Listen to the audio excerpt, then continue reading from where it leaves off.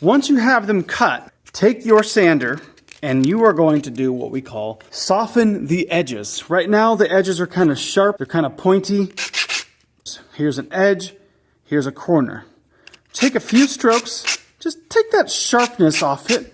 Do that for all sides on both panels. I know, it's gorgeous. Sand the floor of the floor. Sand the floor of the floor. Nice one, Castillo. Nice one. You have your floor and your walls. The first step I have found, excuse me, cedar dust, is at least on the insides before you assemble it. Sand those down. You could sand the rest when you're done.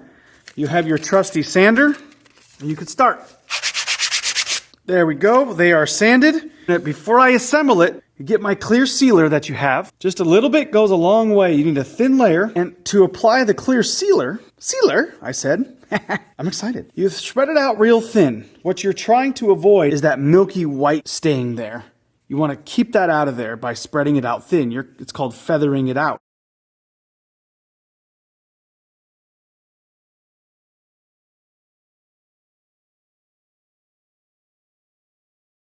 It will dry on clear. The more you sand, easier it is to apply. You could seal the rest of it after it's assembled. Quick ditty on the brush. To clean your brush, keep these. These would be great to come back to the class, and you're going to use them over and over again for the term. You get a bucket of water, you agitate the brush. Whoa! By slamming it in there, really agitate those bristles. Stir it up. And it's water soluble.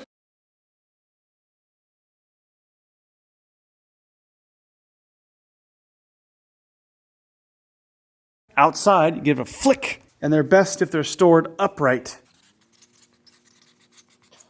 Let's put it together, shall we? The insides, at least, are sealed. I'm putting the board on like this. My wall is flush with the bottom of the floor. I take my floor. I use it to make just the slightest little mark that I want that to come off when I sand it. I'm nailing it from the outside like that. So I take my block, I put it on like this. A light score. To preset the nails, you could use your 1.5 or 1.25 finish nails. Make my OK sign. I get Mr. Stubbs here. Tap, pop, tap. I'm presetting the nails because it's easier to set them here. You could use, I would say 3 at the most. I'm presetting the nails because it's easier to set it here without having to hold this board at the same time and nail.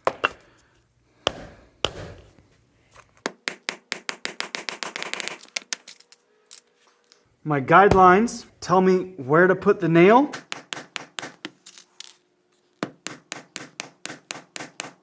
My nails are preset. Now it's time to run a bead of glue on the outside of the floor. Get my glue down to the nozzle. Can you see that? I kind of actually keep it tilted a little bit so it's not smashing it in. I don't fully close the spout. Just tilted so glue can flow out. Now because it's a porous cut, it's an end cut, I'm going to run a bead and smear it so the wood absorbs it. Then I'm going to do a second bead. That will stay on the surface and stay gloopy. Boop! Don't forget boop. Boop! Now, my nails are set, my glue is there. It can be helpful to only drive in halfway, one at a time, till it penetrates into the other board.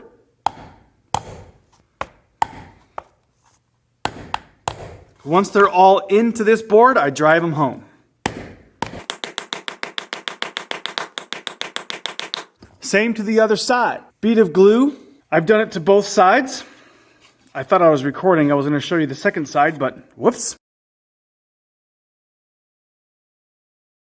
Get my wet rag or wet paper towel and wipe off all the excess glue. Then, to make sure it's really driven home, get your nail set. See how the nail head is flat with the surface? It's flush with the surface.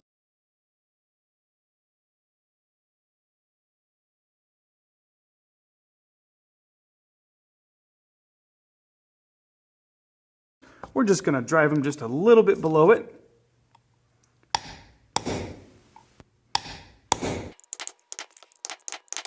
Now, when you're finished with this, remember, you don't have that writing on it. Clear seal the entire thing. Let this dry upright overnight. It should be ready for you in the morning.